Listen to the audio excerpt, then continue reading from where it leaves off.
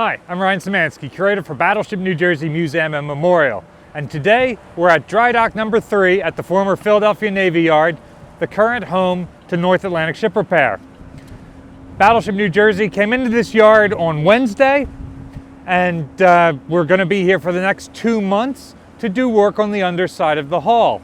In today's video, we're going to talk about the transit from Paulsboro, New Jersey, where we ballasted the ship, across the river to the Philadelphia Navy Yard here.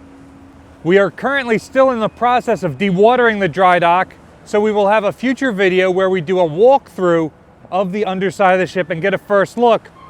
But now, if you focus on the stern of the ship here, you can see that a fair amount of her is out of the water, and we're starting to get an idea of the condition of the anodes, the amount of growth on there, that sort of stuff, what the condition of the underwater hull body is like. For more information on that, you've got to wait until next week's video. So, as a recap, we originally transited from our pier in Camden, which was dredged to 40 feet, but has silted in a little bit over time. Not enough that the battleship isn't floating, but enough that if we changed her draft markings, we were worried about our ability to get back to the main shipping channel.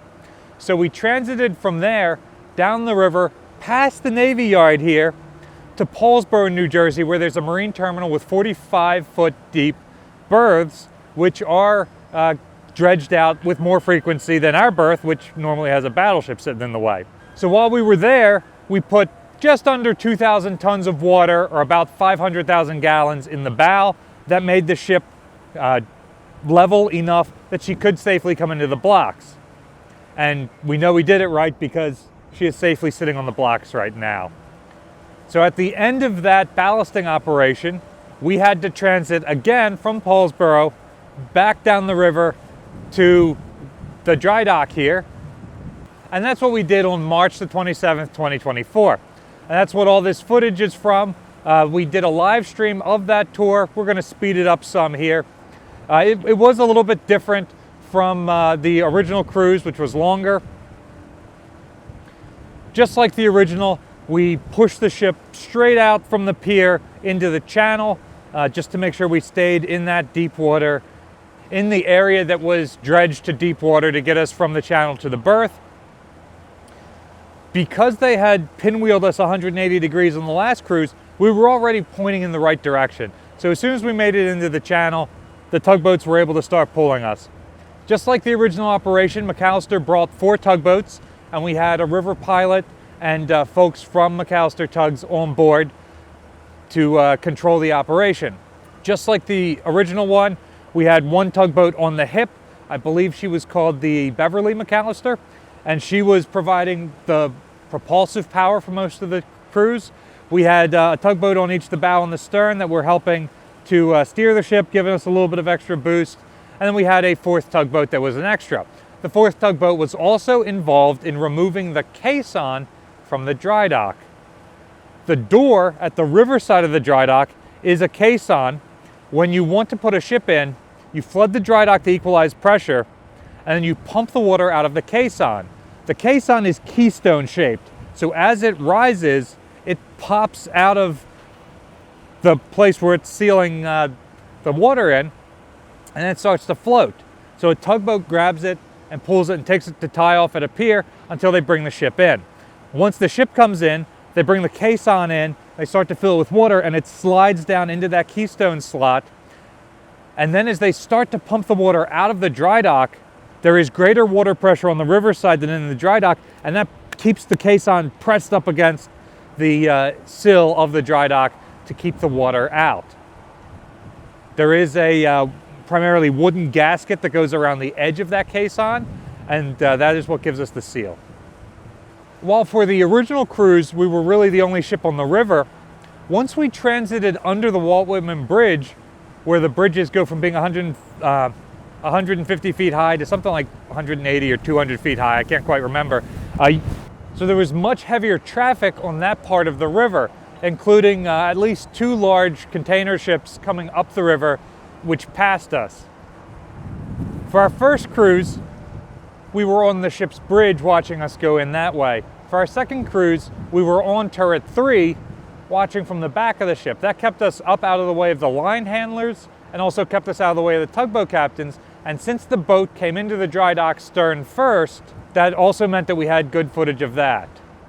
One of the coolest things of this evolution was sailing past the former Philadelphia Navy Yard.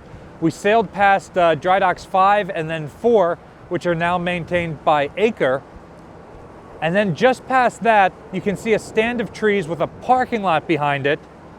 And it's got like 2 parking lots that come up like this, with a smaller area in the middle that's flat. Those 2 parking lots were the covered slipways where they built battleships. That's where New Jersey was built, and she was launched right from that slipway. Because the Acre facility over here is surrounded by a fence, I've never gotten to go in and see that. I've just heard that they have an angled parking lot. So this was the first time seeing where Battleship New Jersey was built. The actual covered part of the covered slipway is gone, but that concrete angled bit where she was built, with Wisconsin built right next to her and Washington built right before her, were all there and very clearly visible. So something cool we got to see from the river that we've never gotten to see before. It is a true homecoming for Battleship New Jersey. The critical part of the evolution was getting into the dry dock itself. We went close to high tide just to make sure the ship had enough of a boost to get over the sill and above the keel blocks, which are 5 feet high. So with the ship drawing about 32 feet of water, another 5 feet for the keel blocks, we're looking at 37 feet of water. And then we needed a few feet extra on top of that just to be really comfortable. Another complication in this process was the military sea lift command ship Gilliland, which was tied off right next to the pier at the entrance to the dry dock, which meant they couldn't just center us up in the channel and push us in stern first. As a reminder, we went in stern first because we're getting shore power from the starboard side of the ship. Iowa-class battleships do have shore power hookups on both the port and the starboard side. However, we've never used the port side. Our starboard side is normally up to the pier, so we know the starboard side works. We haven't tried the port side. The dry dock has the hookups on what is our starboard side when we're in aft first, so that's the side that we chose to go in. Every other time the battleship has been in dry dock, it's been bow first.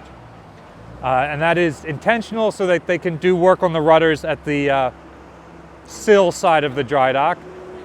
But we don't need to do that, so it made no difference coming in stern first instead of bow first. It will distinguish pictures of this evolution from previous times the battleship has been in dry dock 3.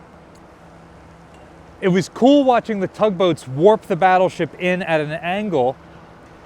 They were all on the port side of the ship, which was our outboard side when we were tied up at the pier. And so as the stern went more and more into the dry dock, the tugboats would back off and go further forward until eventually enough of the ship was in that they were all off of the ship. In the meantime, the actual propulsive force pulling the ship in was largely provided by a capstan. We're here at the back part of the dry dock. The capstan was attached by this blue line you can see coming out of the stern hawser of the battleship. It goes straight across the street from the dry dock to a capstan. And they used a crane to pick up that blue line and lower it on the ship when we crossed the sill. And then they pulled us in with the capstan as the tugboats had to back off. So that was cool. They pulled us in directly over the blocks. Last night's video we talked about how they lined us up perfectly with plumb bobs and other measuring devices and divers. So they got us over the blocks, and then at that point we were able to start the dewatering process. Have a good Easter holiday weekend to those of you who celebrate. Next week we'll get back on the channel with some of the first looks of the underside of the battleship. We look forward to seeing you then. What do you want to see most? Let us know in the comments section down below. Battleship New Jersey receives operating support from the New Jersey Department of State, also from a number of other businesses and private individuals like yourselves. We really appreciate your support. One way you can support us is by coming out and taking tours of the ship while she's in dry dock. There's a link in the description below to donate to the Dry Dock Project. There's another link in the description below to get your tickets to come and take your tour. You can also support us by liking, sharing, and subscribing so more people find out about the museum and this awesome project. Thanks for watching.